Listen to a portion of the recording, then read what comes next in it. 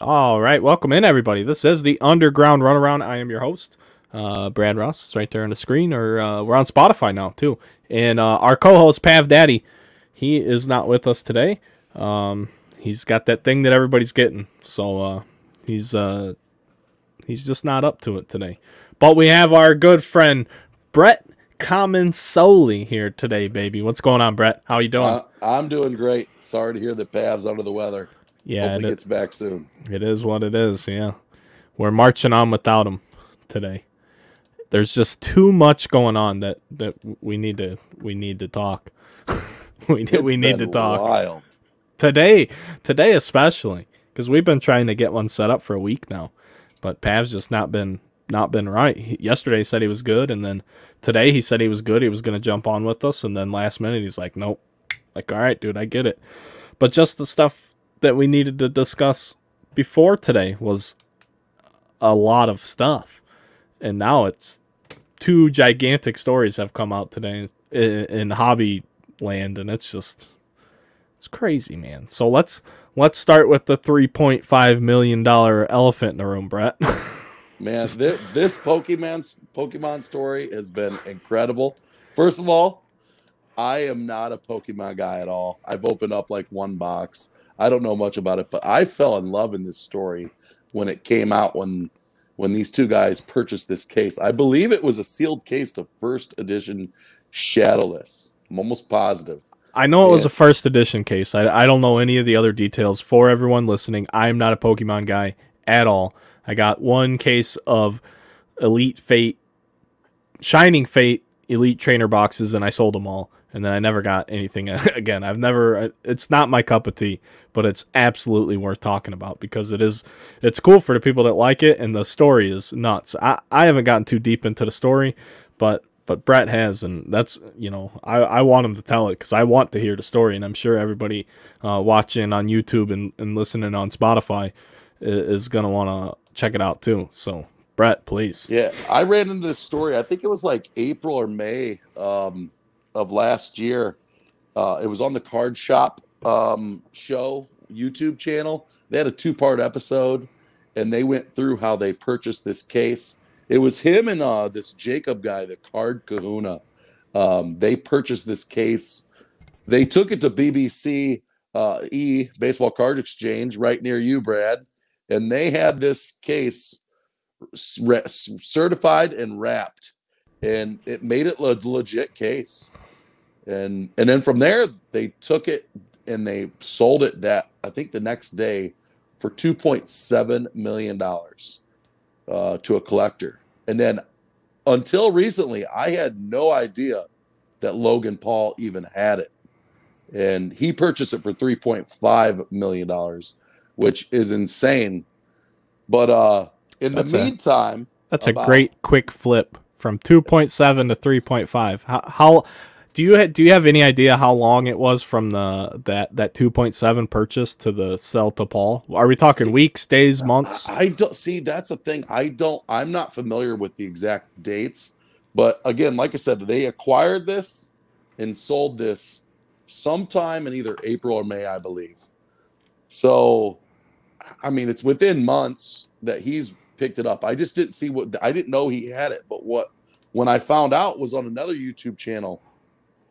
This dude's named Rattle Pokemon on YouTube, and I just ran across it, and he started talking. He was like this investigative guru.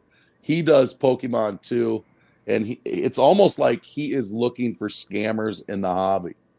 And he went through, if you get on his channel and you have hours to burn, it can be very boring to a lot of people, but I just fell in love with it. And he was going through this, picking apart this case. There's a lot of drama, and he was talking about the stop tape isn't correct. The label on the box isn't correct. The number that was printed on it is not correct. He's like, I'm 99.9% sure that this is not correct. And hang on, I don't want to cut you off. Does that guy have any credibility? Like, is his YouTube like a sizable YouTube, or is this just like a guy? So he's a pretty good size. I don't know how many. For him to say those types of things, I would think that he knows what he's talking about. From what I was watching, he's a Pokemon channel altogether. He's got doesn't have very many viewers, but I was just impressed by the way that he broke it down. Sure. And then he went farther into it. And just from, how it was acquired, where, okay, the original seller says that he found it from an estate sale. And then there's the same guy who purchased it came up with another story of, I got it here. And he just started breaking this down. If it's hard for me to explain here, but if you go watch his channel, it's unbelievable. Sure. I'll try and get a link from you. We can link the video. Yeah, it was in the description. It's pretty cool. But then today, obviously, the news pops. Right. And they open it, and it's fake, and it's full of G.I. Joe cards, which is unbelievable. Yeah. Oh yeah, I was on a stair stepper today when you sent me that. I was dying. I said, "Damn, that guy." Here's the thing too, because I'm a huge MMA guy, a huge fan of mixed martial arts, and I'm not into them Paul dudes. You know what I mean? So I don't dislike them. I don't know them, but I don't buy into their intentions either. So that's an off-putting thing for me right from the jump. Plus, those guys have to be obviously very, very wealthy to begin with. So good for them. But at the same time, like, even that guy who's at that level of financial stability, doing whatever he wants in life, I still felt bad when I saw that on video that they were fake. You know what I mean? Oh yeah. Like, oh my gosh. Like, I'll never have $3.5 million. So just to know that a guy just lost that, like, oh my God, is there any type of like recourse he can take, or is he just screwed? Like, see, that's where I want to know where this story goes, because this story isn't over. I believe he's going to get his money back from the other seller. I think the original guys that purchase it, this Jacob of Card Kahuna and Mealy Pops, are really going to be backtracking, and I think they're going to have to pay him back. And I don't know what their financial situation's like. And like, who's the biggest loser here? Is it Baseball Card Exchange? I mean, their reputation is getting dashed here. If you're PSA, you got to be kind of talking right now, saying, what are we going to do with this? So the one thing I will say about Logan Paul, though, man, his social media presence is amazing, but he does love Pokemon. Like, it's not like he just is buying it to buy it. He knows Pokemon, which is pretty cool to see. How old is he? I don't even know, to be quite honest with you. Again, I didn't really know Logan Paul until within the last couple of years. He's 26. Okay. So he's 5 years younger than me, which means he was not involved in that first wave of Pokemon, because I was, and I was in second or third grade. So he's, he wasn't even around like when those packs were available. He is very young. That would put him somewhere around 3 or 4, So that's cool that he knows all that, because if I was a rich guy, I'd probably want the most badass Charizard I could find too. I mean, that was it. He wore the one with the chain in. Elementary school kid, man. That's all we had was the Charizards. You get the holographic one, you're the dude. I mean, you're pulling chicks in elementary school with the Charizard like that. And here we are 25 years later. And oh man, poor guy. I hate like if it's awkward for me to say poor guy about him, but man, that's terrible. Yeah, that's terrible. He looked pretty heartbroken in that video. I don't. Yeah. It's. I almost think he's 100% legit with that, or is that acting? Do you think? I don't know. I just know that when he said something about buy a stupid drink, I almost bought one of his stupid drinks, and then I'm like, this fucking guy's got more money than me. Why am I buying his drink? Plus, the video was up for 25 minutes when you sent me the link, and it was at like 150,000 views. I'm like, this guy's made more YouTube money on this video than I'll ever make. Yeah. Oh, I mean, Like, anything good for he him. posts, Yeah. I mean, that's anything he amazing. posts I'm trying goes to to learn gold. that shit. How do you turn it? How do you turn it into gold? I don't know, man. Let's Logan, see if you here. see this, let me know, buddy. I just want to know. Let me get Let's a tweet or an I don't even Instagram. I'm this so bad at this social media. this Ugh. video already has 1.1 million views And now. how old is it now? What, 6 hours maybe? Yeah, I mean, it went up this afternoon, so Yeah, I was at the gym around 2. jeez, he's got 23.3 million subscribers. Yeah, Unreal. that's I gonna get mean, a ton of views. I mean, I he wonder just made how it. I I wonder how bet much you he money makes a that million makes. off this. I bet you he Right. makes a million off of this. That's kind of what I was thinking too. How much money is he gonna make off that one video? 7-minute video, and he's got great production. That's the one thing I noticed. It was fucking phenomenally produced. I'm starting to learn how to do video editing, and it's obviously very crude and more laughable than anything. But just some of the transitions, some of the things he threw in there. Whoever did it for him did a great job, especially for a 7-minute video. That's gonna make $1 million. So congratulations. Congrats. That's the silver lining for him. Really, is the all the awareness that gets brought to the situations making it money. It's money, ad revenue. Period. Yeah, I think the one thing you can learn from this is there's been scamming in the hobbies, sports cards too, for a long time, and you got to be careful who you're buying from. And if it's too good to be true, it's too good to be true, plain and simple, and cover your bases. Um, I know last year they raided some guy in Michigan, and he had a whole operation set up. The FBI raided him, and he had been doing. He was an artist at first, and he had been signing, bats and balls and everything, and it was all fake. And he had been doing it for years. That's disgusting, man. That's disgusting. Yeah, it's Oh, brutal. what else? What else do we know about Pokemon? Anything else? That's about it on me. I don't know jack about Pokemon other All than right. that story. But that story caught me from day one. It was entertaining to see it through. And then there's more to the story of what's going to happen too. That's what I want to know is what's the fallout? Who's on the hook for what? Are they gonna honor it? Are they just gonna try and brush it off and say, well, I thought it. Can they just say, hey, to the best of my knowledge, I thought it was legit.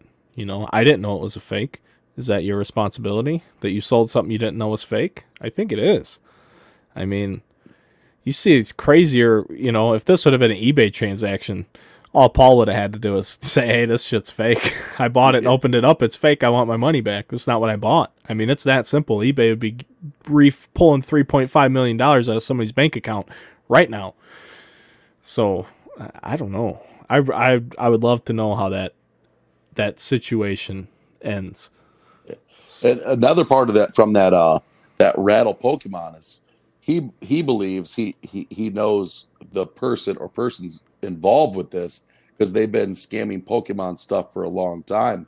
And now that a actual big time thing was faked and sold, who knows? Maybe the feds actually go after a person like that now, where in the past, they may not have.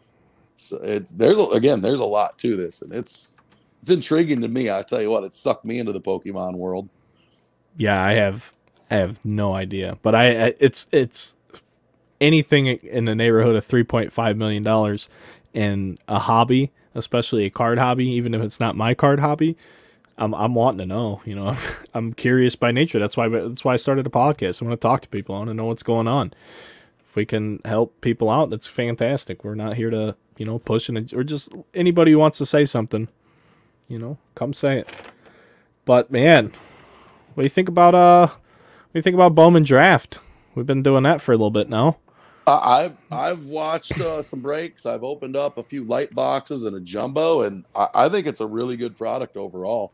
I've been, I mean, we were talking earlier. The prices on the sales are incredible. I mean, the autos are going for crazy numbers. It does seem to sell well. I mean, I stand by what I said in the last podcast. The last podcast was strictly on the product. And I stand by the fact that I think it's the weakest product release we've had in quite some time. And since I've been ripping cases of it, I stand behind that even further. But obviously the top stuff is still selling. It's just the only reason I say these things is because it's harder to get a top tier position player that people want. So it's just top loaded. And I don't mean that in a plastic rigid card protector way. Just mean the top tier teams are maybe overvalued, overpriced, even maybe the market has overpriced them and everybody's just nodding along going, these are our top options, so we're just going to go along with that. I mean, the Mayor Super's out. The guy was asking 90 grand for it on Facebook. People are laughing at him, but he said he knows who had a private sale with the Lawler Superfractor, who is the Diamondbacks' top choice, and he was 6th, I believe, for the Diamondbacks, 6th overall, and Mayer was 4th. Second. No, second was Leiter. Davis was 1st. Leiter was 2nd. He's not in it. Jackson Jobe was 3rd. Yeah, Mayer had to be 4th. So Mayer was the 4th pick. Lawler was the 6th pick, and he said the Lawler Superfractor sold for $80,000 total. 75 was cash, and then there was some sort of $5 grand in trade. I don't have that verified, but it is what I read on the internet. I know you guys know that you believe everything you read, see, watch, hear, and listen to. I'm not here to tell you that. So it's not verified, but that's what I read. I don't know why the guy would have any reason to lie about it, unless he was trying to pump his own card. But the point I'm getting to is those are huge numbers. They're huge. I mean, I just pulled up the Lawler Red. There's 2 of them. Just looking there's 4 of 5 and 3 of 5, and these weren't best offers taken. They're both the sales. Who knows if they're paid for? But one's 19,500, and the other one's 17,500, and they sold on January 1st, January 7th. And I mean, that's a huge number. Yeah, then that 80 grand doesn't seem that far-fetched to me based on what you're telling me there. Seems to be right about where I would guess if I was to guess. It's insane money, though. It's insane money. That's why we ripped the stuff. But the strangest thing for me is last year, okay, so for Bowman Draft last year, you were able to buy that product for a month. Probably 3 weeks. 2 to 3 weeks post-release at a fair price. Like a very good price to turn around and break at a fair price for your customers. Less than what you have to charge now. And this year, it's so expensive. You're missing 9 guys out of the first round, which if they put into 2022 Bowman Baseball should help that product be absolutely loaded. Especially because of the configurations of that product. Only come in 1 auto hobby boxes and 3 auto jumbo boxes. Outside of your retail release. That's the knock on Spring Bowman for me, is somebody's going to pull Superfractor in a hanger pack, and I'm going to get pissed. Hopefully it's me. Last pack at Target. There's always going to be that one guy on the internet, and you know he spent his life savings on the product just so he could flex on a 1-pack pull. I mean, good for him, but that's the goofy thing that happens with the retail release, is you don't know how much they're making on the retail front. And then what they're actually putting in there. All they tell you is what's exclusive to the hobby format.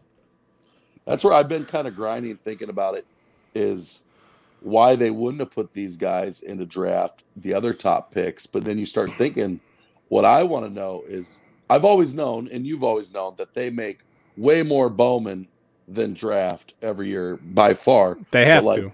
But like, how much more is it? And the thing is, saving those guys to be in it helps them on that front, you know, where they're adding all those players. Right. So I don't know the exact totals. I do know for a fact there are less autographed subjects in 2021 draft than there is in 2020 draft.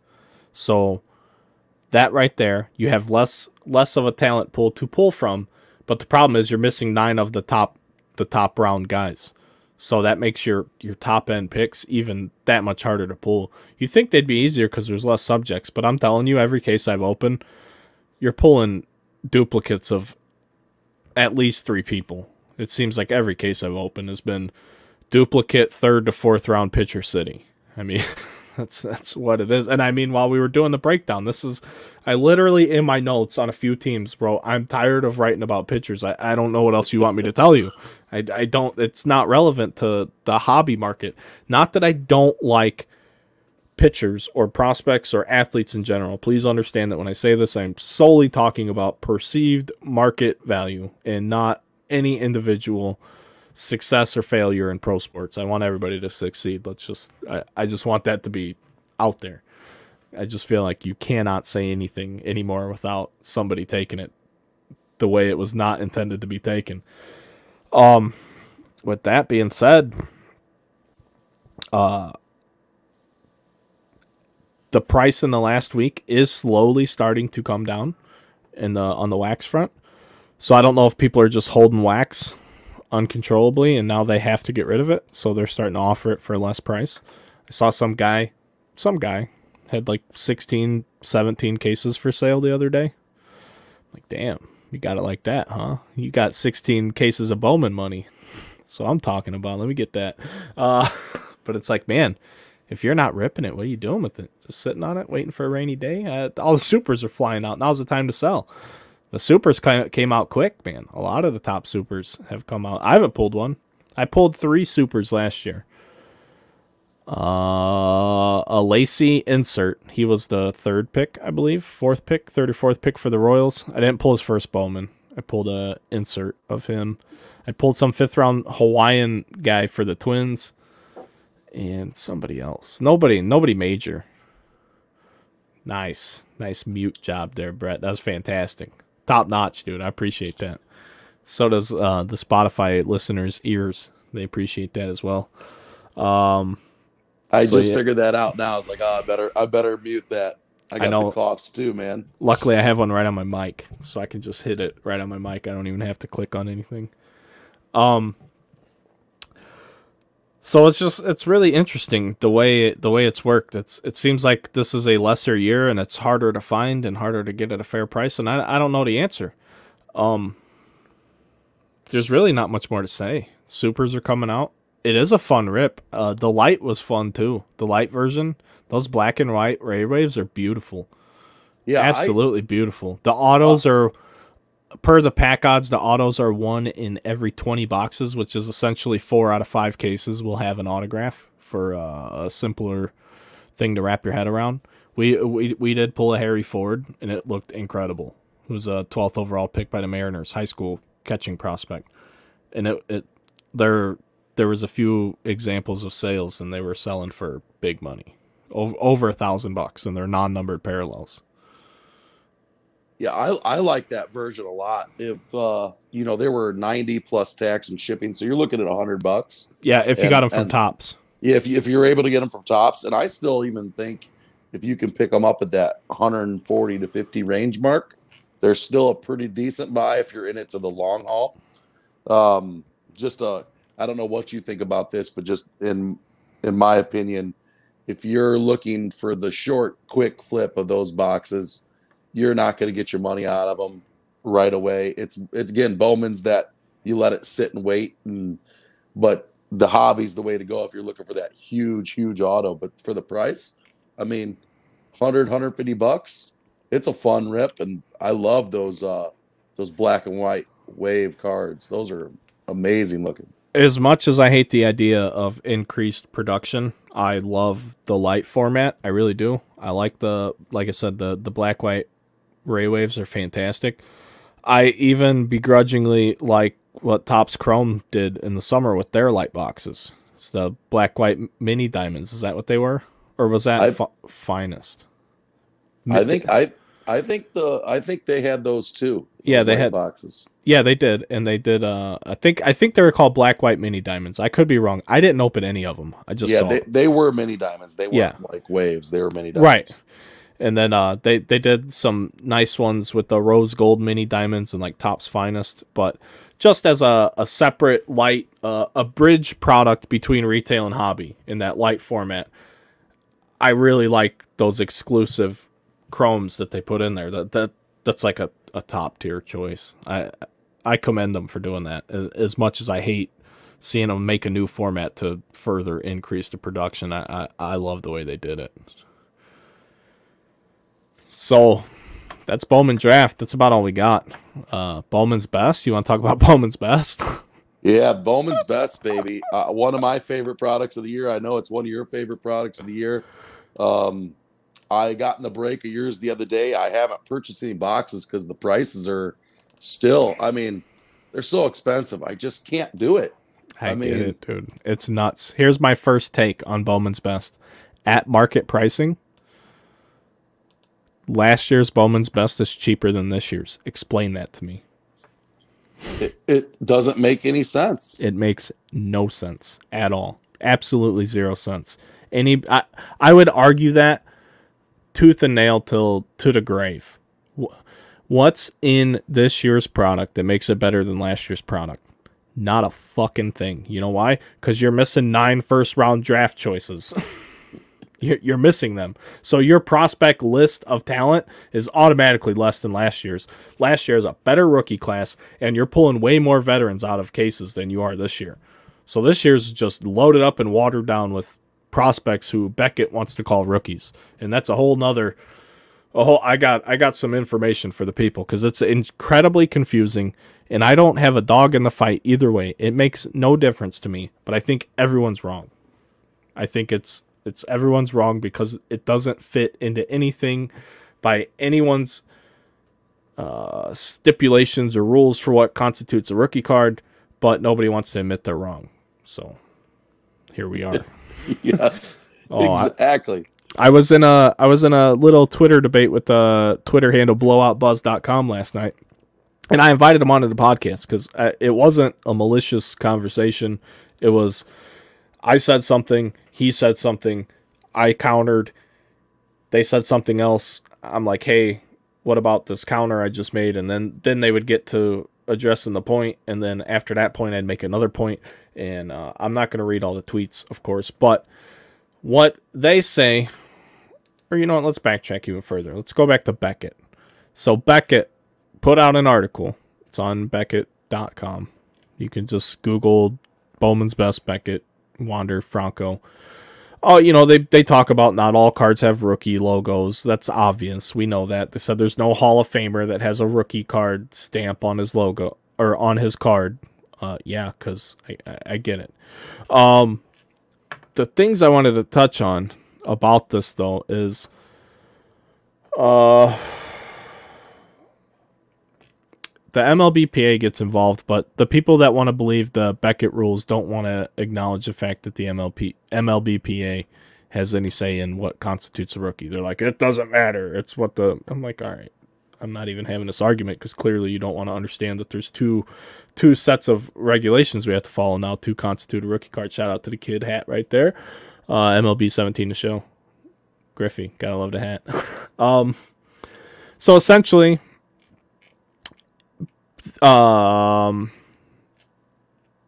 Beckett writes this entire article, and then in their conclusion, they write, we understand some collectors are going to see this situation differently, just as every conversation about what is and isn't a rookie card has been in the past. This debate isn't new and is not likely to end. Collecting is personal, and that's what makes the hobby great. I agree that making the hobby's great because there's something for everybody. However, they just like admit defeat. They're like, hey, here's our rules, and then here at the end, we know we're just blowing smoke, or what are you doing? Because you're not sticking to your own guns. Like, I don't know. Here's what they say. In order... And I'll explain, and hopefully this doesn't confuse anybody.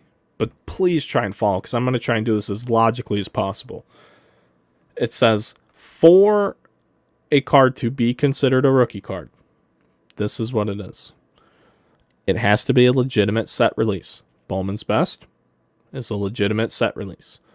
It has to be issued in a pack or a factory set. So it can't be a top style. It can't be a Panini instant. Is that what Panini does? I think they're called instants. It has to be the first time inclusion in a base set that contains veterans. So that's the thing I need you guys to remember. that it has to contain veterans. Bowman's Best every year contains veterans, prospects, and rookies. That's what makes it a great product. And then the first year of inclusion in a base set with veterans, players can have rookie cards all year long. Okay, so as they tell me this, I continue to respond.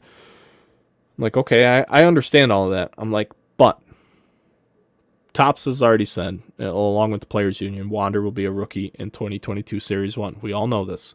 So why are we fucking arguing semantics to even begin? Why are we even going down this road? They've already told you when the rookie card's coming. Why does this card have to raise such a stink? I pulled a red one last night. $3,000 to $5,000 card. An orange sold for $1,350. The customer had me overnight it to him. Spent almost $100 to overnight it to him. There you go, bud. Sell it. He's like, I'm selling it. I said, sell it before this podcast comes out. No, I didn't tell him that. That's just a joke. We can all laugh. The issue is Topps already told us that. So the problem is right here where it says numbered normally within the base set. The way Topps did their 100-card base set, they didn't exclude the prospects from that set. So they're all sprinkled in there amongst the other 100 rookie and veteran players. So by everything I told you, it's a legitimate set release. It's issued via a pack or a factory set. It is the first time inclusion in a base set that contains veterans and is numbered normally within the base set. All of those rules, absolutely yes. They follow all of those rules. However, provided this is the MLBPA's rookie designation. Provided that each trading card licensee of the MLBPA shall be subject to the same or greater restrictions with respect to Topps' use of baseball pictures of non-40-man roster players. These are what is considered a prospect by the MLBPA, non-40-man roster players. That's my checkmate on the entire argument, so please remember that. Topps agrees that it will not use the word or designation rookie on or in connection with its publication of baseball pictures of prospects. Prospects, may be included solely in Bowman branded products and then only as inserts as opposed to base cards or in such other manner that ensures prospects will not be viewed as rookies and which shall be approved by the MLBPA notwithstanding. So literally what it says there is Topps fucked up the checklist, and it's up to the MLBPA to enforce that. Well, there's the problem. Fanatics now has Topps and the licensing, so does the MLBPA want to raise a stink with their new licensor? I don't know which word that is there that goes there, but that's the thing. So clearly Topps messed up. They put all the prospects, including the new draft guys. So you got Wander, who's played in the bigs all year since, a few months in. When did he come up? May or April? May? I don't remember the debut date. I don't remember either. It was early, or it was early enough to get him in. And they said, hey, let's just save him for next year. We need to sell some cards next year too. So we know this.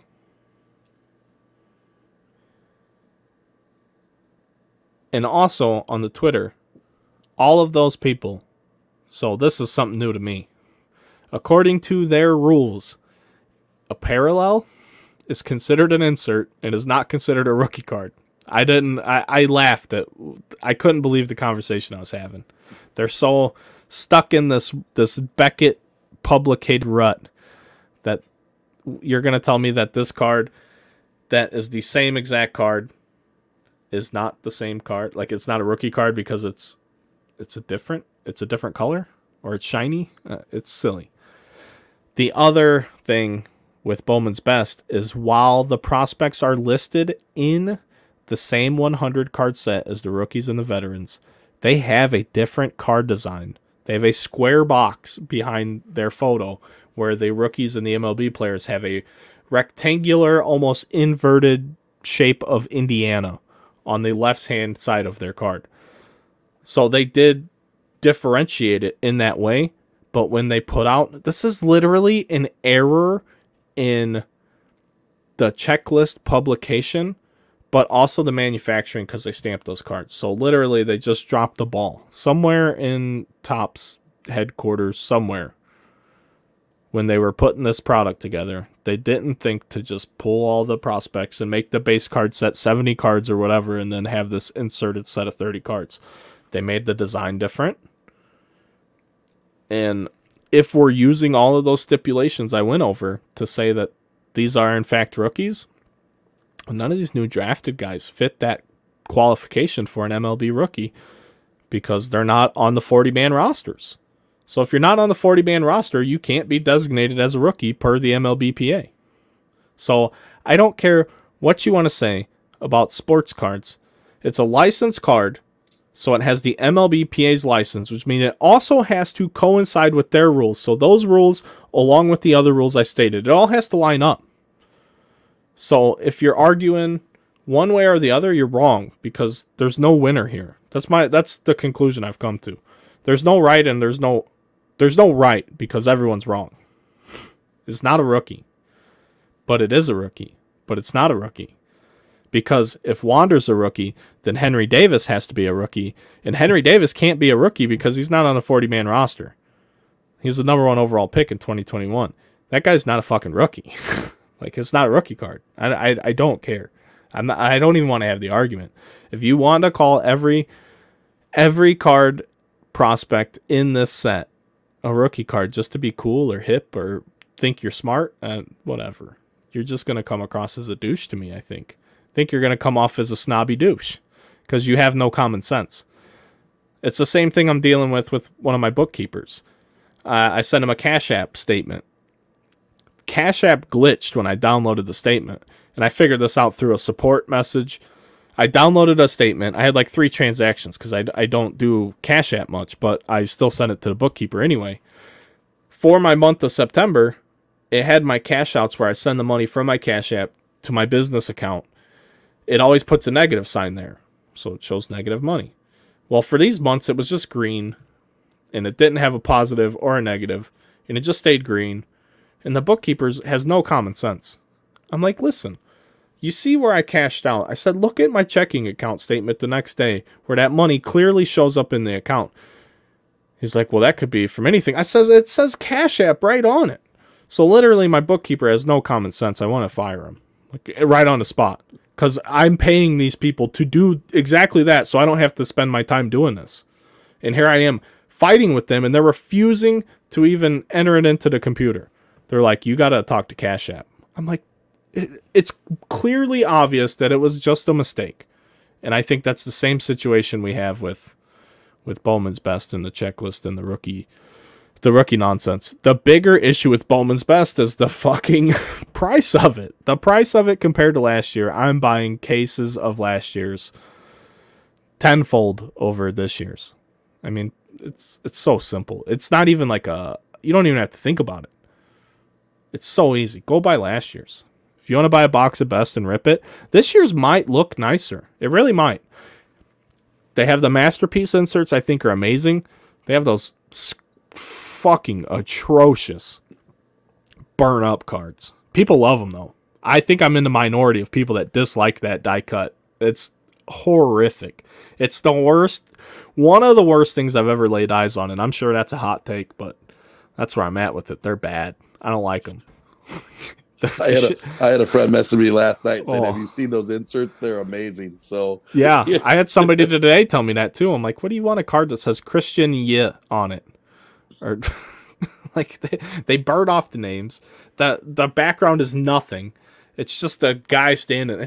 There's no subject matter to the card. That's what I always love about the cards. I mean, that's why I collect a certain type of cards I have, because there's usually something significant in the photography, whether it's like a special patch on the player's arm, or I might recognize the game or the moment or something like that, or the swing. You might know how the play ended on a card just based on the posture and the body language from the photograph.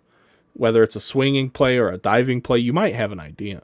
So that's the kind of stuff I like. I mean, if we're just going to talk about what we like and why we like it, that's kind of where I fit into the bill. I like the subject matter over anything else. my initial thoughts on Bowman's Best is this year. I think it looks amazing overall as a product. And I wanted to buy a bunch. You know, it was delayed, so nobody had it. And I just Googled YouTube or search YouTube real quick. One person did a case, and I saw it, and my initial reaction was, I got to buy a case of this stuff. And then I saw how much it cost and said, yep, I just can't do it. It was the most expensive it's ever been on allocation. And that's because the Bowman name, not because that's always been a B tier product. I don't know why it's always been a B tier product. It's literally the best product of the year every single year, year in and year out. Chrome cards, great quality. Veterans, rookies, prospects, you got a chance to hit all of them. There's no first next to the dude, next to the prospect. So everybody goes, eh. Like, what do you mean? It's a great card. It's a great human. It's a licensed card, so you can't even make the Panini argument of unlicensed. It's everything you want in a card. It just doesn't have the damn first, the number one on it. That's going to make or break your value. I'm sorry. I'm good. We lost Brett. I don't know where Brett went. So here we are, slumming it by ourselves for a minute while we talk about Bowman. So this is interesting. It's like being improvisation, as Brett may or may not be back with us now. Brett, are you good? Yeah, this happened the last time we were on. It just did. blipped out. I don't understand it with my phone. All good, man. It's all good. So I think we're good on Bowman's Best, but we did touch on it. We touched on the rookie situation. I am not an expert, so if you want to argue and tell me I'm wrong, that's great. Please comment on the YouTube if you're watching it. Like I said, I really don't care one way or the other. I just think it's a mistake on Topps' behalf, and I don't think the MLBPA would even want to try and enforce them to fix it, because you can't fix it at this point. The cards are already out. They're already in the numbered sequential thing. What could they do? Maybe fine them, give them some sort of penalty. But what good's that going to do anybody? I don't think it's going to do any good. So it's just going to be what it is. And next year in 2022, Wander Franco is going to have a Bowman's Best rookie card with RC on it. And then people are going to argue, oh, that's his rookie card. You know? The debate will start again next year. Tune in next year. But just to your point, though, earlier, all the end of the year stuff, it was supposed to be a December 31st release. I didn't get my cases until 2 days ago. Yeah, it's crazy. Production's crazy. It's nuts, man. Topps Chrome updates finally, hit the target. That's another let's go target. to that. And what do you think about that? I passed. Hard pass. Like an idiot, I just was like, okay, I'm going to buy 6 boxes, my limit. I'm just going to spend the money, and I'm going to do a YouTube video and open it just to have some, right? If I would have told you in 2018, can we buy these boxes at $50 a piece and open them and sit on them, you'd have been like, yes, please, can I have another? Now, granted, that set isn't that set right now. It's got tons of rookies in it like usual. I have no idea, what's in it yet. I've seen the checklist, but they have expanded it to 40 cards. It was 28 cards. So there's a few more cards in there over the other one, last year's and your previous years, because there was 28 cards. Or I'm sorry, was it 28 or 32? Now that I'm thinking about it, I honestly have no idea. I know there's more cards in this box because there's 40. There's 10 packs, so there's 40. I think it might have been 7 packs of 4 for 28, but is it more for less hits? But even at that, what was it last year? Were they still 20 or were they 30? One of my friends told me $20 last year. I thought it was 30, but it was. I don't recall. So even if they didn't even double what's inside the box, but they more than doubled the price. It's an easy pass, the easiest pass I've ever had. And to my own point, how long ago was that, Brett? When did those launch? Tuesday. It was this past Tuesday. And today's Thursday? Yeah, they're still sitting there. They're still sitting there. I'm staring at them right now. You can go buy them. $50 a pop. Save 5% every day with your red card. I don't have one. You know why? Because I don't need to buy this shit. It's ridiculous. They're going to sit there. They're probably going to get discounted over time because nobody's going to buy them. But Topps Chrome Update's always been a bastard child anyway. I mean, unless you have a late key rookie and you have Kelenic. And Vaughn isn't. Vaughn's getting no respect. Neither is India, I don't feel like. India was a rookie of the year. Nobody gives a shit. No, none. Vaughn had a really good second half. He was overshadowed by crybaby Mercedes, and then he got his opportunity, and that turns right back into prospecting because in 2019 Bowman Draft, who was the 3rd overall pick in that product? Oh, Andrew Vaughn. What's his first Bowman sell for? What's his rookie anything go for? It don't equate, man. Prospecting is... That's why I don't prospect. It's unbelievable, the disrespect they get once they get to the big leagues. But yeah, $50 a box for Topps Chrome update. Come on. It's too much. I did a little count. Listen, hey, let's do this right now. Let's see if I can get my screen on here for the YouTube people, because this is exactly the thing I want to say. It's hilarious. Look at this. I just want to share a Chrome tab. Yes. So if you can see on the screen, Brett, you're gonna have a hard time seeing on your phone, but I think I can zoom this in. Will it zoom it in on here? Yes, it will. Okay, so if you look right here at the top, it says toys for ages 5 to 7. What 5 to 7 year old do you know that has $50? I need to be in that family. And we all understand that, but it's just how they're categorized. I'm not saying that these are for kids or any of that. Topps Chrome is a premium sought after product, but the update version of it and the fact that it's $50 a box is absurd. What do you get? The only thing you can pull out of that is Kelnick. That's gonna give you any shot at getting your value back, because Vaughn and India are the other 2 draws, and maybe Devers on the Marlins, but nobody's looking for him either. That's another guy to think about. But none of those guys are covering any type of financial recovering. In 2018 Topps Chrome updates, I bought Juan Soto's all winter long for $8 to $12 raw. Now, I understand the hobby's in a much different place than it was then, but there's nobody in this set that I even think about wanting to spend I'm not interested in Kelnick. I know people are. I'm not, though. He had a terrible start. He turned it on at the end, but I don't know. He's always had a decent amount of hype. He was drafted by the Mets, and then he was traded to Seattle before 2018 Bowman Draft even came out. He was a 2018 Bowman Draft guy. And, that's what these organizations think of these prospects. Why do we think that they're worth hundreds of thousands of dollars? I actually think this is one of those times that you wait for eBay and purchase some singles if you want to. Ooh, Pat Daddy Jr.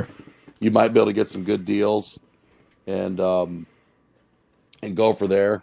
I'm definitely not ordering any other boxes at that price, but I wanted to do a video too to be, hey, absolutely. This is why you shouldn't open these. I'm doing this for you, so you could not do it and learn from me. But it's $50 is crazy. Agreed. It is wild, man. What else? I did buy some Mosaic retail that came out. What was the Mosaic basketball? Was that 30 a blaster? That's not bad. I don't think that's bad. And no. I mean, I feel like 30 is the new normal for blasters. Yeah, I'm okay with 15, which isn't bad. Yeah, I'm okay with a $30 blaster. I'm good with it. Yeah, that's not a bad price at all. I have an opening of that. I did get those 3 cellos coming. But I miss the days of going to Target and using the 25% off 100, since those are toys. Yeah. In 2018, man, I bought so many of those mega boxes of Chrome Update for $17.50 a piece with that deal. It was unbelievable. But not this year. Not this year. I'm trying to find something before we move into our next some deal. What you got for us next, buddy? It was something you had brought up to me, and I want to get a picture up for the people. But it's the HGA horizontal slab. Oh yeah, I almost forgot about that. Yeah. I only remembered because I wrote it down. I really loved. I saw the picture of that and said, "Wow, that looks amazing." And even though I haven't graded with HGA, I believe their labels are they're great. They are great. Um, I just there's something about them that I like. I know some people don't, and it's everybody's got their own cup of tea, but I do like those a lot. That's the beauty of the hobby. It is. I like what they say they're about. I don't know if they're about what they're about though. You know, maybe I could invite Tyler to come on the show and talk. See if you can get them on. I know I could get FCG on here. I know I could get Matt Schwartz to come on and give us a few minutes. He's super transparent, and the thing is with HGA is they said they were super transparent, but have they actually shown their AI and all of that in depth? I mean, I know they did a couple of videos and some people laughed them out of the room, and obviously they have their fanboys. Every company has their fanboys, and I'm good on that. I'm not interested in hearing from somebody who's biased. I want an unbiased opinion, so that we can piece it together and come up with a conclusion. Yeah, I would love a behind the scenes YouTube video from somebody at their facility and walk it through. Like SGC had a sports card investor do a behind the scenes last year sometime, and that was great to kind of get an idea. I would love to see that. I'm sure that's really good content too. And he's that guy. I'm sure he's a nice guy. He's so hard for me to watch. I don't believe him. He's not believable to me. I can't relate. I look at the guy on his YouTube and I go, that guy's fake as fuck right now. I don't believe his smile, his thumbnails with his... none of it. I'm not... He's a gimmick. Somebody's in his pockets with the viewers he's pulling in and the things he's doing. You know what I mean? I'm not saying there's any type of bad agenda there. But that's definitely not a guy who gets to think and do freely as he wants. I don't believe him. He has zero believability. But I subscribe to his YouTube. I try and watch. I really do. I don't hate the guy. He's hard for me to watch. I don't know. I don't get it. I don't think I'm alone in that either. But he's got it going on. You know what I mean? He's got a big time following, pulls tons of views, has high profile people. You know, it is what it is. But yeah, he's got a production team too. Like he's hired. Of you course. know, he's got a crew running the production team. Like imagine if you had somebody. Again, we all wish we did. I got some. I would love to be able to have a production team to help me do some videos. Not saying the content would be great, but man. No, absolutely. I would love to. That's the hardest part about doing any of this. Even just this podcast, which we don't do much editing and production of value or any of that. Just to tweak the audio, equalize the audio and stuff a little bit. And I'm not an expert at that either. Just to do the very basic stuff you should do to just look like you care about what you're doing. It takes time and it's not easy to do. And if you don't know how to do it, you have to learn if you want to do this. Because I don't think anybody who's starting up a podcast can pay for a production team. I don't even know what that costs. I don't know how you go about doing that. I've invested quite a bit of money just in like hosting for Spotify, in a microphone, and the equipment, and the headphones, just the basic stuff just to get going. It's an investment, and I don't know if I'll ever make any money from this. You know, I think we made like $4 on the Bowman Draft. I'll tell you right now. I'll tell you what it says we made: $7.15. From that one, $3.14 from episode 4, 65 cents from episode 3. I mean, it's not getting rich, baby. Taking over, you know what I mean? So we're doing this out of love, literally, because I like doing it and I'm here doing it, and it's something we can do to hopefully help the people in the hobby. It's that simple. Now I got people yelling at me because I've been yelling at them all day about filling a Bowman's Best break. Guess what's sold out now? Bowman's Best. Hey, guess break what? It. Come on. I told everybody it was going to wait. Anyway, I do have the horizontal slab up. Yeah, let's see this baby. I think they look wonderful. So if you're on YouTube, I got to admit, it's really nice. It is really nice. So here you go. This is what it looks like. This is the horizontal slab. There's a gigantic issue with it, though. As great as it looks, you can't store that. You have to get a whole new setup to store this. It's never gonna go good. And then they have another one here. They have a dual auto as well. That looks nice too. So Yeah, you're super right. nice. How do you store It's it? super nice, but that's the biggest issue right off the top is how do you store that?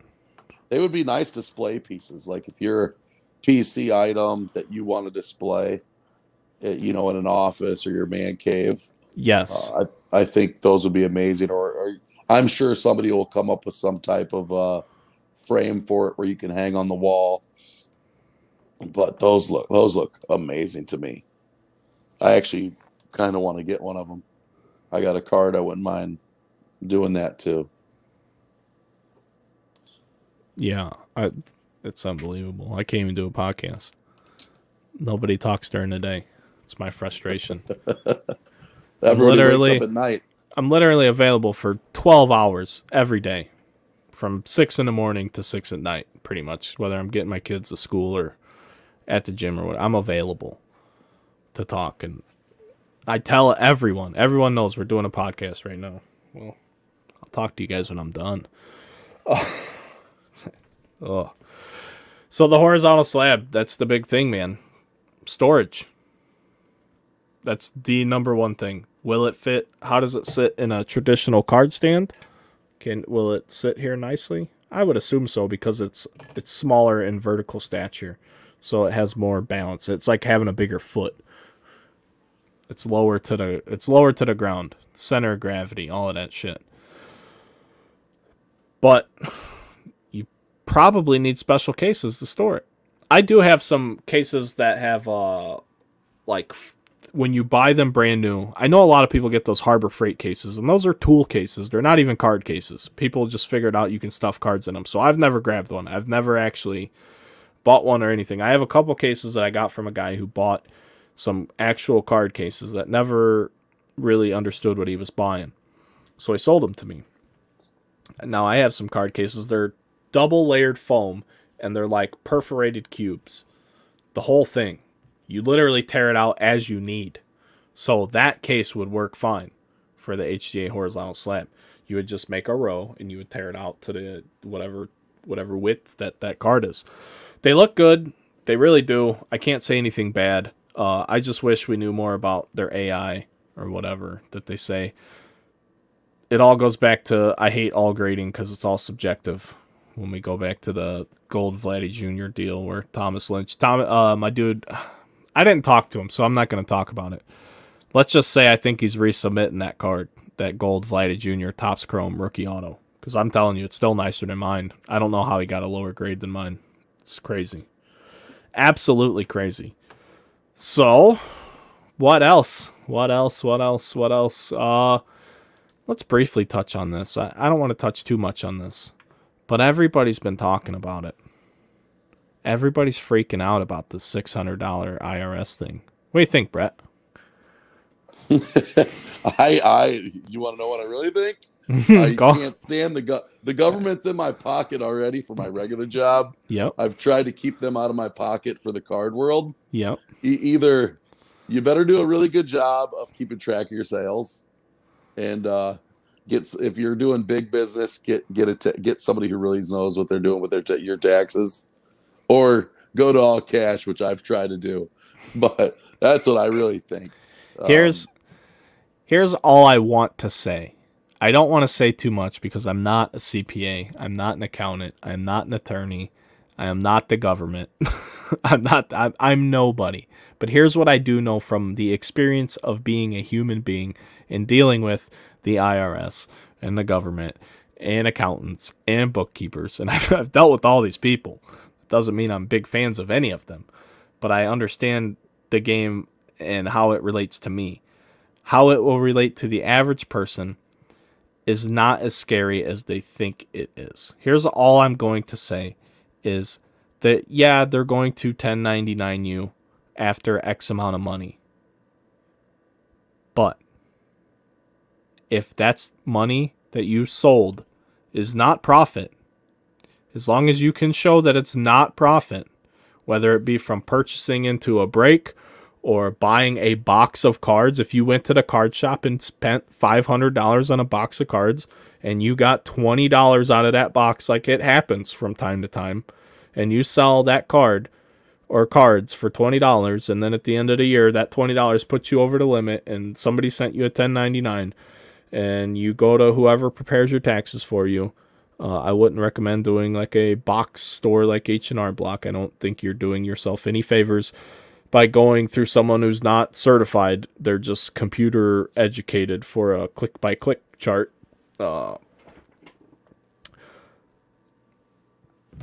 If it's not profit, it's not profit.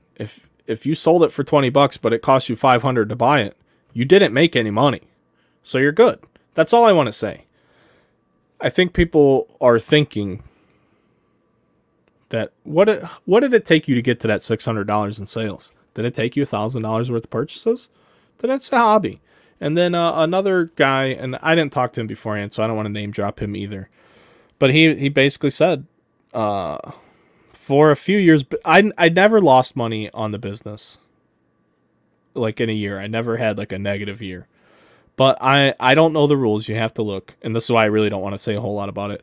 But you can lose money as a business for a few years. I don't know the length of time, but you're allowed to, because it's part of starting to build your business.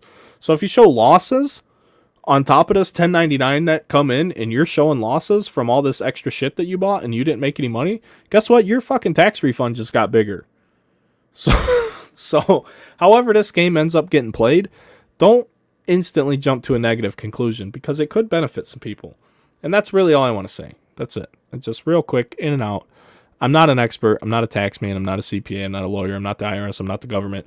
Those are the things I know from experience. Just because you sold it doesn't mean that that's profit. And if you lose a bunch of money playing the card game, you might end up getting a bigger tax refund anyway. Those are the two things. That's it. That's all I want to say. Let's not freak out. We've only been in 2022 for 13 days, and that's not even going to be an issue till next tax season. But that's the settle down now speech, because I don't think it's going to be very malicious. Yeah, just people get organized. Keep your receipts. Put them at, if you're really in the card hobby, put all your receipts in one place so you have them. Get a log book. Log what you're spending. Log what you're selling. And I think you hit the nail on the head. My life got so much easier when I quit doing my own taxes, just even my personal taxes, and went and had somebody who know what they're doing. I'm trying to think. I was probably like 26 or 27 when I finally just quit doing them myself. And like, I think I paid like $230 or $240 for my taxes every year. It's the best $230 you'll ever spend, because they don't make mistakes and they find money that you might miss on those generic forms. Yeah. And not to mention the peace of mind, as you said. That's what it is. Peace of mind. Friends, you cannot put a price on peace of mind. Get a good, legitimate person to handle those matters for you. Just please do it. And if I don't know how else I could stress that. Let the professional handle something that most of us know nothing about. Just let them do it. That's their job. That's what they went to school for. That's their life's work, is handling numbers. Let them handle your numbers. Pay them the money. Pay them the money. Guess what? The money you pay them to do that, it's a fucking write-off. Yep. You get it back next year. Exactly. Let's go. Come on, man. It's not that bad. Everybody just gets negative. Like, I got to spend this and I got to do that because over shit I shouldn't have to do anyway. Like, relax. And with my terrible impersonation, let's get into the next shit show of the day. Oh, yeah, right there. Backyard fakes. This is hilarious. This is the biggest clown show I didn't know existed. Oh, my goodness. Let's see what the TikTok's doing. Oh, yeah. See this. I got a bunch of TikTok. You got to pull it up. You got to play it for the people that are going to be watching. I can't because it won't play sound. Oh, man. We might be able to. I just don't know how. It's on my YouTube. It's on my TikTok. It's on Twitter. I posted it everywhere. So if you want to see the TikTok of me acting like an absolute idiot, it's there. Because apparently that's what you have to do to sell cards.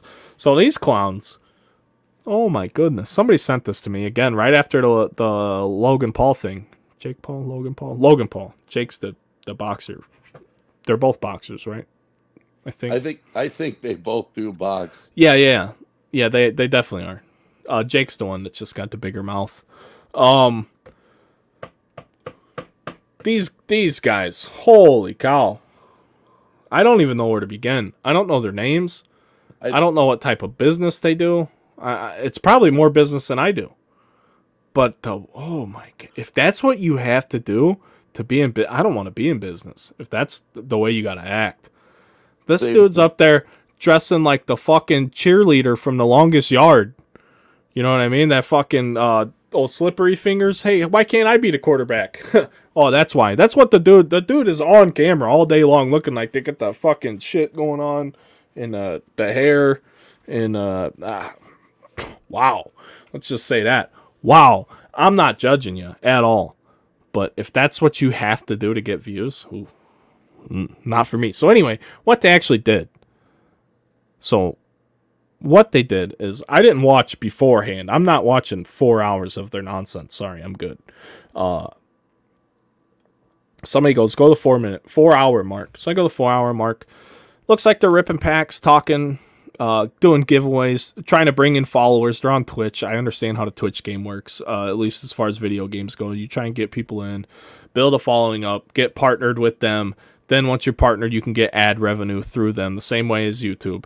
And they're just live streaming rips, man. So they're doing a giveaway. They're giving away whatever they're giving away. I don't believe they picked a winner. They said they were going to pick a winner after they opened the box. They opened the box. Inside the box is a gold Trevor Lawrence Kaboom numbered to 10. They open it up.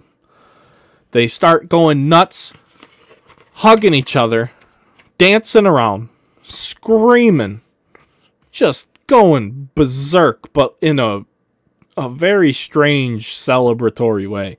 It's very interesting. They sit back down. They go, well, we can't give this card away. It's $15,000. We can't. What do you mean you can't? You already said you're giving a fucking box away. Who gives a shit what's in the fucking box, you fucking losers? Holy cow. So I don't know what the Twitch chat looked like because I didn't watch this live.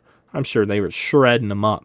So these fucking assholes pull a gold Trevor Lawrence Kaboom insert, which is an incredibly rare insert, and then to get the numbered one on top of that. Big time money in the football world. Just huge money. Like, they were probably accurate in their evaluation. 15, 20 grand, somewhere in there. That's life-changing money. Fuck, if I had 15, 20 grand show up in my pocket on a giveaway, that'd be insane. I could change my life with that. I could knock down some things. Could make some things happen. But the dude literally screaming. Like, I wrote down some quotes because it's absurd. He said, "Get Elon on the horn." What?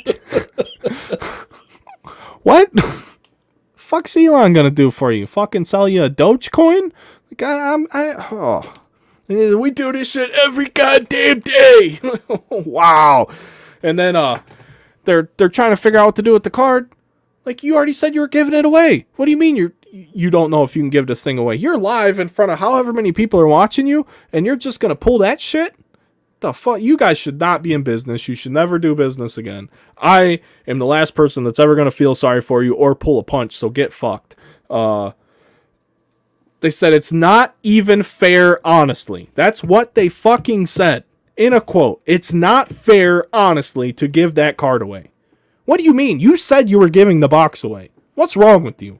So I don't know what the fallout was, but all of a sudden they're getting stomped on and drug under the bus, the mud, as they rightfully should. I mean, those two idiots should not be allowed to do business anymore. They have no character. Absolutely zero character. So after they take all this backlash, they're like, oh, now we're going to give the card away, and we're going to give $20,000 to the Boys and Girls Club. I'm sorry, none of that makes it okay. You already showed your true colors, and now you're absolutely untrustworthy. There's nothing to me that would ever make me want to do business with you, especially if I ever hit a big card. You know how easy it's going to be for them to fucking lose it in the mail? And then they're going to just be like, oh, we're going to refund you to break spot price. Because that's a fucking hot topic lately, too, it seems like. People not wanting to package cards properly, ship them properly, conduct business properly. There's too many people in the space that don't know how to treat humans right. They know how to hype people up, get people excited, act like absolute fucking clowns, and don't know how to actually treat customers right. But customers have to be smarter. I don't want any of those people to come over here to Underground and expect me to do anything that they're doing, because I'm not. You know what I'm going to do? I'm going to give you great prices. I'm going to laugh, and I'm going to talk shit, and I'm going to have a joke. I'm going to ship your cards right, and I'm not going to lie to you. And what did they do? They lied to everybody. We're giving us box away. I don't think it's fair that we give this card away. That's not even fair, honestly. What do you mean it's not even fair, honestly? What do you mean? And then the only reason they do anything to rectify the situation is because they're getting dragged through the mud and they're going to lose everything over it. So now people think they're fucking superheroes, according to some things I saw. I really hope that's not the case, because these people are the worst of people. They're terrible people. Awful. In the moment, when you're live and in the moment and you can't stop, you can't think about it, you can't take it back, that's where your true intentions and your character show up. It's not after you cut the stream and think about it and go, oh shit, that didn't go good. Well, what do we do now? Oh, we'll give the card away now. No. You should have given the card away while you were live and had the chance. I'm sorry. It's terrible. It's worse than a scam to me, because now you're absolutely untrustworthy. And I have no problem sitting up here and saying it because somebody needs to say it. I don't know if anyone else has said it. And my platform and position is not that big. And I'm not here to influence people. But everything I just told you is not a lie. I didn't lie one bit about any of it. So it's bad. Because the biggest thing is they had to get shamed beyond belief before they wanted to do the right thing. And they were trying to do the right thing to begin with, but once they saw something that was too good by their standards, they're like, oh, we're no longer doing the right thing. We're doing a giveaway, but this is too much to just give away. Fuck you. That's all I got to say. That was when you sent me that link and I watched a video. I didn't know what I was seeing at first because I hadn't heard about it. And I'm like, talk about a couple knuckleheads. I couldn't take it. It seemed like just a couple college fuckboys going nuts. And then which, hey, if it works and you're good people, whatever. There's a market for that. I'm okay. I don't hate them for who they are. I hate them for how they act. Yeah. And I have no problem saying that. They're not good humans. You could, if you were hungry on the street, dying of starvation, and I'm not saying you were homeless or anything, but those guys aren't going to feed you. Like, they're not going to ask you if you're okay. That's not even fair, honestly. That's what they said. So what are they going to do? Do another fucking break, pull a $50,000 card, and go, oh, that's not fair. You only spent $50 for this spot. That's not fair, honestly. We can't ship you the card. What? I'm sorry. They're going to have a lot of lost packages in the future, because I'm sure that's where they're, like, there's nothing that you're not. You get one, like, people don't understand how easy it is to ruin your reputation. I've always done things the right way, even when I was nobody. For that simple I would not want anybody to think that way of me. Not that I care about how people think about me, and I only feel that way because I know I treat people well. So I don't give a shit what you think about me. As far as business goes, it's gonna be good. I'm not here to ruin my reputation. I could have pulled the Dominguez Superfractor. Guess what? I'm hand delivering that card. I don't want anything to go wrong. These guys pull one fucking gold kaboom of a guy who's throwing interceptions all over the place, and then shows up and beats the Colts, and then the Raiders and the Chargers can't even take a knee and make everybody happy. and then they're like, oh, that's not even fair, honestly. Come on. What do you mean that's not fair? That's terrible. You're terrible. Continue to be terrible. Go do something else. You all suck. The both of you. And the guy holding the camera. Because he didn't have the balls to say anything either. Fucking losers. What else you got, Brett? You want to add to it? Go ahead. I would like to know how long they've been doing this. If this was one of these pandemic pop-up breakers that we've had so many of. I think they're on Whatnot, because I did a little bit of Whatnot, and Whatnot even reached out to me on Instagram. It was like, "Hey, let's get you set up for live." Like, I'm already set up. I'm just like, I'm not a big fan, and it's not Whatnot's fault. But you have to act that type of way to do business on that platform. Yeah, I haven't been. I have not been on that platform. it's a great idea. I do like the live action, the way the payments and all that stuff. I like the functionality of it. I don't like the way you have to act, and I don't like being on this. This is all the space you get on a mobile stream. Yeah. I do not like it. I don't know how you do it, Brett. Jeez. I gotta have the. My hands are huge. Like, gotta have the big, yeah. My hands aren't even like that big. Like, I can palm a basketball, but to get both my hands holding the card in where it needs to be on a mobile device, not to mention that like Instagram streaming is horseshit quality. It's just abysmal at best, especially if you're not on Wi-Fi and if your Wi-Fi goes out or whatever. It's not good. It's not the optimum way to view it, but it's definitely the optimum way to access it. It's very accessible. That's the draw. That's why Instagram's got to be the biggest social media platform right now, I think. It's huge, but I have no following there because you can't put any links on Instagram. It doesn't work. Like in any of your descriptions, you can only put a link in your bio. It's terrible. I don't like it. And it's all mobile. It's accessible. I get why people like it. It's just not that great. But yeah, I don't know where they started, when they started. They're doing huge business though. I mean, obviously. It seemed like it. Doing huge business. But... And of course they pulled the big dog card. That was the unbelievable part about it. But that's all it took to show their colors. A $15,000 card. It wasn't even like it's the biggest hit in the product. It's not even the biggest hit in that product, and they already fucked up. I mean, I don't know. Hopefully, I won't even follow up to see how they're doing. But I just wish them nothing but the worst, and I wish everybody everything, I wish everybody the best. Even people I don't like, I wish them the best. I don't want. I've been around and seen too much bad shit in my life. I'm good. Bad shit's not fun. I don't want anybody to have a not fun time, unless you're a total douchebag like that, in which case I want you to have the worst time imaginable for the duration. Please, you backyard fucks. I mean, you fucking losers, absolute losers. There's nothing, and here's the thing: you get no shot at redemption over something like that. I'm not interested. There's nothing you can ever do, because you're probably never gonna pull a card like that in that type of giveaway moment to redeem yourself. And even if you did, everybody would know that you have, like, there's no way they could say, hey, we're giving it away again, pull another one and go, oh, that's not even fair, honestly. There's no way they could be that stupid to fuck up twice. So I just, there's too many shops open in the space, I think. Just everybody learns about the hobby from a different avenue. They all come in from a different way. Maybe it's singles or buying boxes or trading with Joe Schmo at the card show. Everybody comes into the hobby a different way. Everybody comes into breaking from different places too. So if a lot of their customer base doesn't know any better, man, people do your homework if you're just getting the hobby. And I don't say that for me. Homework. I tell everybody that. I got years of social media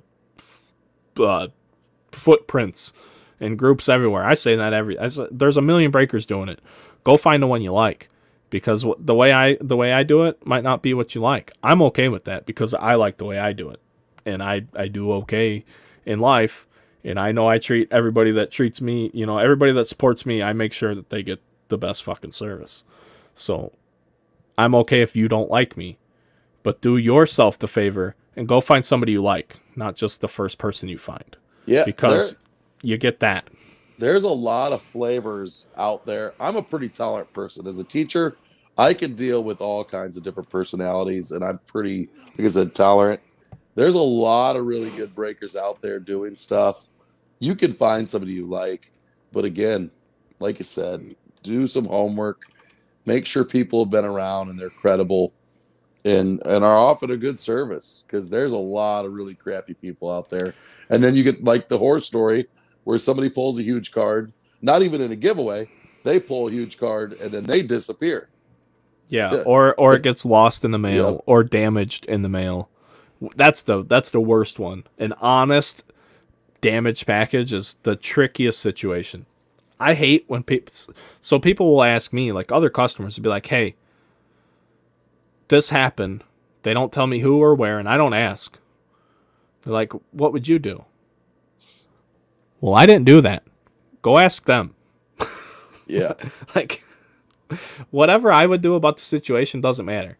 Because I'm probably still so close to the people. I really feel that way. I'm close to the people, and that's from like a financial perspective. I think a lot of the big breakers are pretty far removed from the average person. I really think that. And I don't mean that in a bad way. But I don't think necessarily you do it for so long, and when you're at that level, you're at the top. You pull so much shit. I don't think everyone understands the impact of $1,000 card the same way a guy who doesn't make a ton of money gets in a break and hits $1,000 card feels. Like that Harry Ford a Bowman light pool. It was a $45 spot break. That was a very cheap break. I did it super cheap. Half a case of Bowman Draft light. 45 a spot. We had some combo spots in there. Guy gets that card from that break. You got to make sure he gets it. He gets it well packaged, quickly.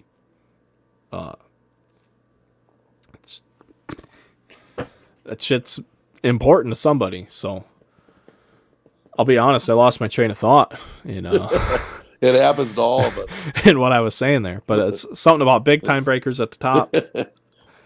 Getting numb to the fact that you gotta pull those cards. So, I know what I was getting back to, guys. I'm sorry, that's a side effect. So not every breaker will replace a card. So if it gets damaged, they might just want to refund you a spot. I've actually replaced cards before because I know what it's like to have that card. And while that customer never paid me X amount of money for that card, they bought a chance at getting that card. Or what I shouldn't say they bought a chance. That sounds too much like something you're not supposed to do.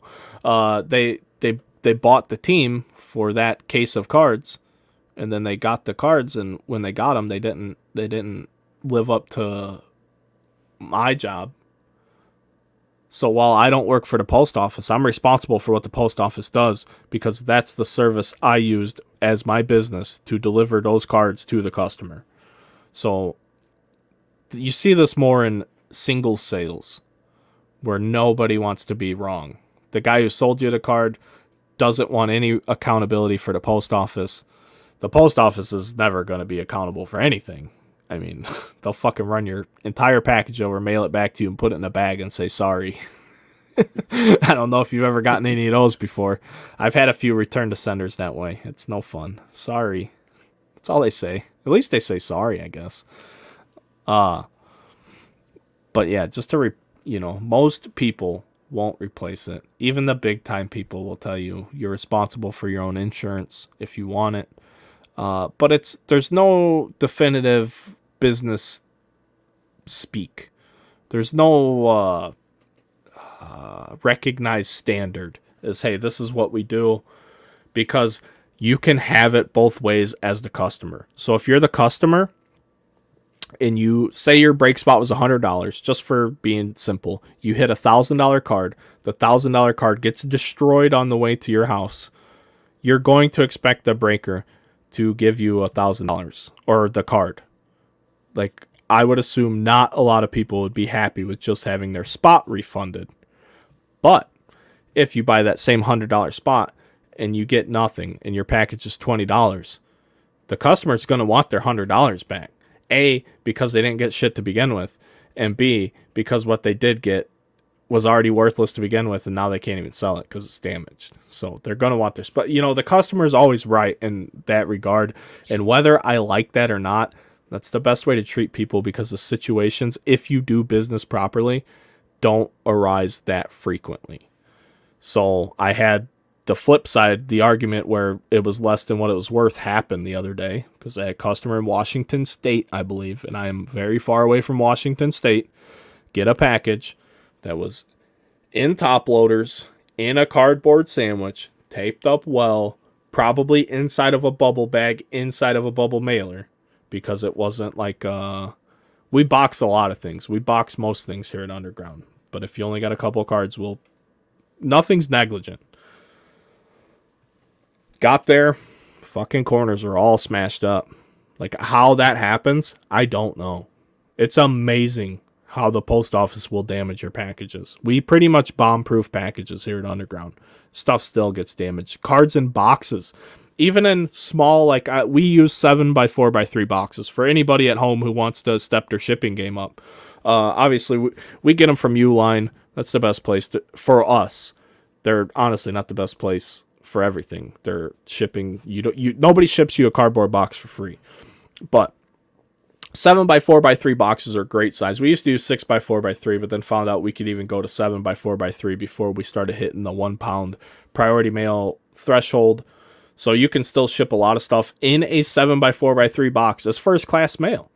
You can do that. So you're giving people first class shipping for $5 or less, and you're giving them a box. This shit's secure. But you're still gonna have damages. So I talked to the guy. He's like, "Hey man, my cards are fucked up," and he's not a customer a lot. He showed me, and I looked at it, and I thought about it, and like I said, there's no standards for how to operate. I asked him. I said, "What would make you happy?" And while he was thinking about it, I go to the website and I look him up and I see what he spent for the break. And I'm like, fuck, he spent a lot of money, man. It was 70 or 80 bucks. And it wasn't 70 or $80 worth of cards. It's damaged. I said, listen, dude. I said, just as a show of good faith. I mean, I'm not going to post DMs or nothing. I said, just as a show of good faith, man, I sent you a refund back. I'm sorry it happened. As long as you understand we didn't do anything negligent. We did the best we could to send you the cards. He goes, yeah, man. He goes, no, the packaging was great. He's like, I was just surprised they were damaged. I'm like, yeah, me too. And this is the awkward part on how do we make each other happy. I don't want you to ask for something less than what you feel you deserve. And I want you to come back, whether it's 6 months from now or tomorrow. Just know that there are places out there that will take care of you that way. I'm not the only one that will do that. So if you're listening, don't think that you have to come to Underground for that type of service. I just think everybody in the break space should offer that type of service for their customers. Why would you ever want your customer to leave unhappy? Period. Even if it takes money out of your pocket. I mean, it took money out of my pocket.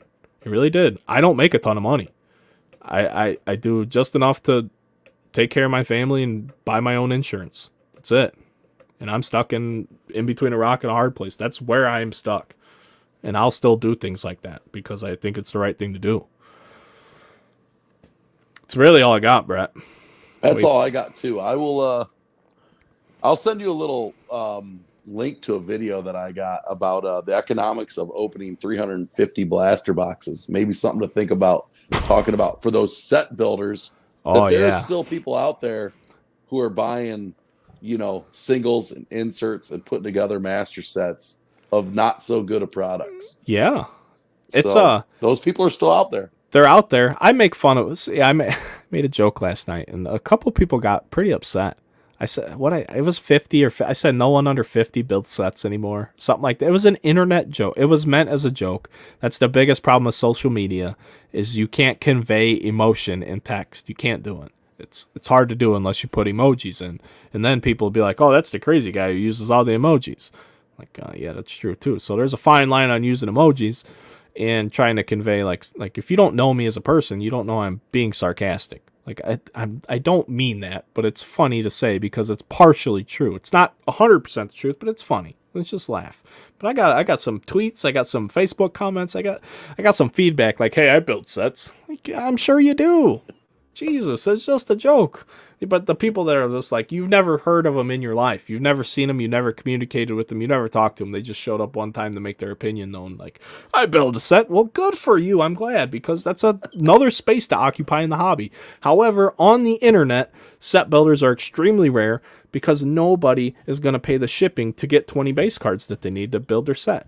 And it's the unfortunate fact of the matter. It really is. You have to find people that build sets and you guys have to work together on some way. But even at that, to still spend $4 or $5 to ship 20 cards that aren't worth $4 or $5, most people won't do it. And that's usually where like smaller local shows fit that bill with people that set up with boxes, boxes of commons, and a guy can come in and pick through them.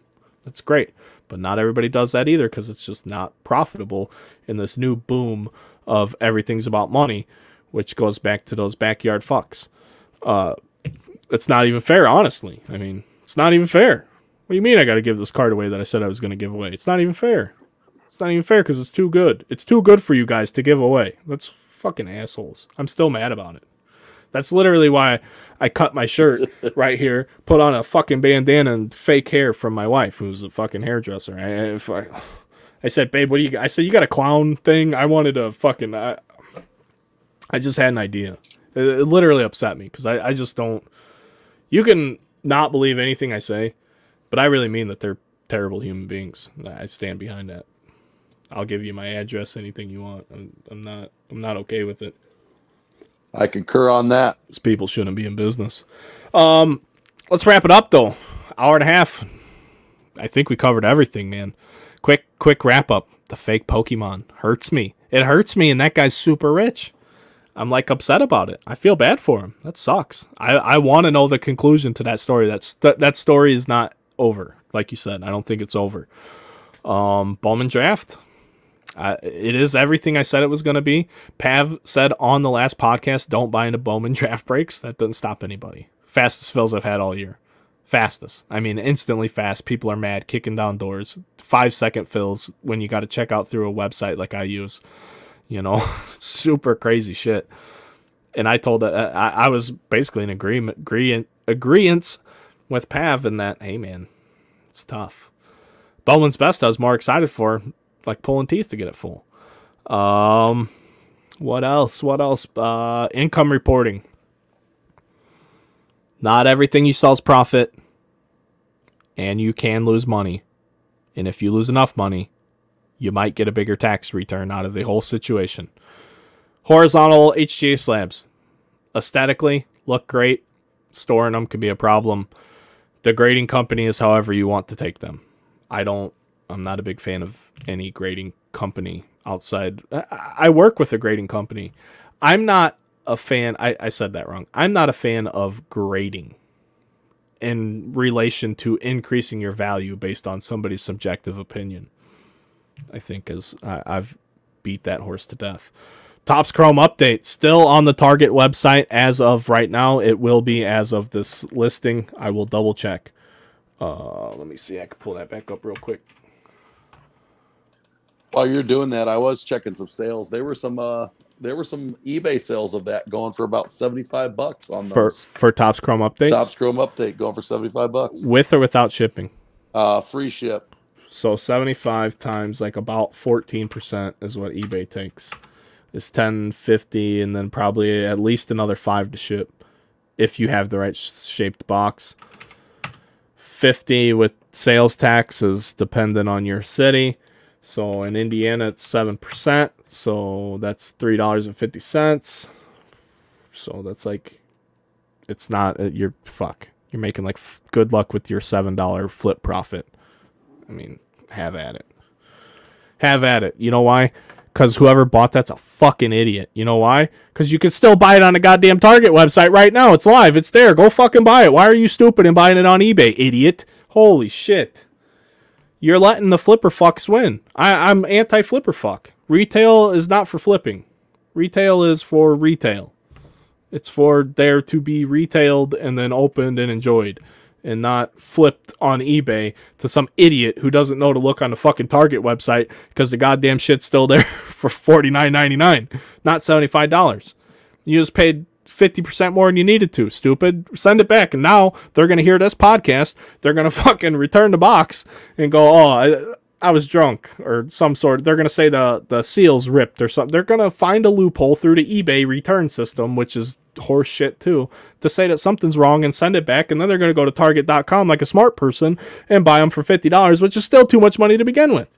So there's your Topps Chrome update in a nutshell. There's some bad consumers out there, man. It's tough, man. And my problem is I have such a hard time. Like, I don't want to cater to them. But if I did, I'd be such a better businessman. I'm a terrible businessman. Terrible. Absolutely terrible. I just want people to get smarter. Hey, get smarter, people. And everybody's like, don't listen to that guy. He's an idiot. He'll never get smarter listening to him. But that's it, man. Thanks a bunch, Brett. I really appreciate you joining us while Pav Daddy's down and out. He is good. like it's not a dire situation. It's the thing that everybody's getting. I'm not even saying the word. I think I had it. Everybody's had it. I read an article that said everyone's going to get it. I don't care one way or the other, wherever you're at. Here's all I'm going to say about it at all. Just take care of yourself. Go lose 5 pounds. Take your vitamins. Get some sun. If you want to do the other additional things, fantastic. If you don't, fantastic. I want people to be happy, and I want people to be healthy. And we lost Brett again because he just doesn't know how to stay here. So I don't know if he's going to come back or not. I'm going to ramble on another minute or so in hopes that he does pop back on here, just so that we can give him some grief. And I had one more thing to talk about. I did. I had one more thing I wanted to share with Brett before I let him get out of here, and he's already bailed on me. See if he'll come back.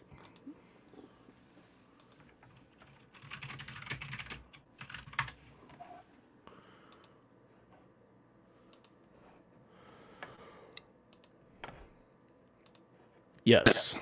All right, you're back. Good. You're back. Sorry about that. I didn't need to leave. Man, we're just getting ready to wrap this up. I'm like, damn, this got awkward. There's something's going on with my phone when I'm on here for a decent length of time. I think it's right around 40 minutes. It just glitches me out. Yeah. It just boots me. Because the first one was right around 40 minutes, and here we are at an hour 36, which would be about another 40 minutes or so. Just boots me. Yeah. So the last thing, Brett. Yeah. I was talking. I don't even know what I was talking about before he disappeared. But the last thing I wanted to say is, Brett, if you guys don't know, stay healthy, lose a couple pounds. You're good. Get some sun. If you want to do the thing, if you want to not do the thing, whatever makes you happy. It's about you. It's not about what people tell you to do. It's about you. You answer to you, and that's life. You can disagree with me. I'm okay. I'm okay either way. But as far as it goes, Pav is okay. Like I said, he thought he was feeling better. We thought we were going to have him tonight. That's why we haven't put out any episodes lately. This is episode 6. We haven't done one since Bowman Draft. We will be back frequently. I do have a lead on some minor league baseball players that I would like to bring on just to talk baseball. So I actually have some phone numbers. I've been knocking on as many doors as I can to try and anybody who wants to talk sports, man. Talk sports, talk cards. If anybody professional hears this, baseball, football, basketball, MMA, hockey, whoever, wherever you're at, if you got anything you want to talk about on an unbiased platform, I know we're incredibly small, reach out to me. I'm easy. You can get a hold of me, not one of my people. I don't have people. You can get a hold of directly to me. I'm easy to talk to. I would love to talk to you, period. Anything, anyone. I don't care. I don't hate people except for the backyard fucks. They're public enemy number 1 and 2. The worst 2 humans in a break game. Right there with someone's at the door and cooks to 99. The one thing I wanted to say though is Brett has his own YouTube. We know this. Brett Comensoli. His name's right on the screen. Type that into YouTube. I'll put a link to Brett's YouTube in the description. Spotify people, you'll probably be able to click on that as well. I noticed when I was uploading some of the Spotify stuff, you get that option. But Brett does shorts on YouTube too. The latest short I saw from Brett, I don't know if he's done any more recently, because Brett doesn't break, but he does open cards. He's an actual collector. I love the guy. Brett, that's I'm married. I appreciate it, buddy. But he did a short last week. I think it was last weekend, and I was enamored by it. So you want to tell us about that? With the frozen pizzas. Brett's got a frozen pizza hack that you guys need to know about. It's super cheap. And I just told you guys to lose weight, and now I'm telling you to eat frozen pizzas. So don't listen to me. But that's the terrible thing right there. But Brett did a cool short video that I think is I've never thought about this in my life. So, but as a single guy, I mean, frozen pizza is like once a week for me, right? Sure, I know families that do that on nights they gotta send their kids to a ton of different things. When people are busy, frozen pizzas are easy. And Jack's has always been one of my favorite, and they're always the cheapest. You can get them for $2.50 to $3. So I do the old one pizza on the bottom. I like the sausage. I buy the pepperoni at the store, put some pepperoni on it, throw the mozzarella cheese on there, and then take a second pizza and stack it on top, and then repeat the process. You can pick your own toppings, whatever you like. Whatever you like. Whatever you like. And then it cooks the same amount of time about as a regular frozen pizza, 15 to 20 minutes. So I had two questions, and that was one of them. So it does cook relatively the same? Similar, a little bit longer, depends on how well done you want it. Sure. But, man, it's amazing for a cheap $8 pizza. I loved it, dude. The only thing that it was missing in that short, and it would have been hard to do because I assume you were holding your phone while you were doing the short, is you needed to have a pre-cut slice to pick it up and show, man. That was I was pissed. I was honestly fuming mad when I watched this thing. I go, damn, he's onto something. And I'm staring at my phone hard. I'm like, he got two. I said, is that two pizzas? And they were already together, And then I'm waiting for you to go at the end. I'm waiting for you to pick that pizza. I just wanted to see. You got to show the people next time. You got to do it again. Next time you do it. Next time you do it, make another short, dude. I beat myself up because I thought about that when I was done. I was like, man, I should have had it at least. Because what you don't see from that short is it's actually that's exactly it. Cheesy. That's what I wanted to see, dude. And I told Brett before we went to recording that I was gonna get on him about this, and he didn't know what. This is like we don't set fucking agendas over here. I'm ripping on him for real, but. Now, next time he's going to make a badass short. You guys are all going to tune into it to see this fucking Jack's Pizza hack that you didn't even know you needed to know about. And he's going to pick it up at the end, and you're going to see just how the side profile of this pizza. And he's going to take a bite, and you're not going to see that, and everybody's going to be happy. It's going to be great.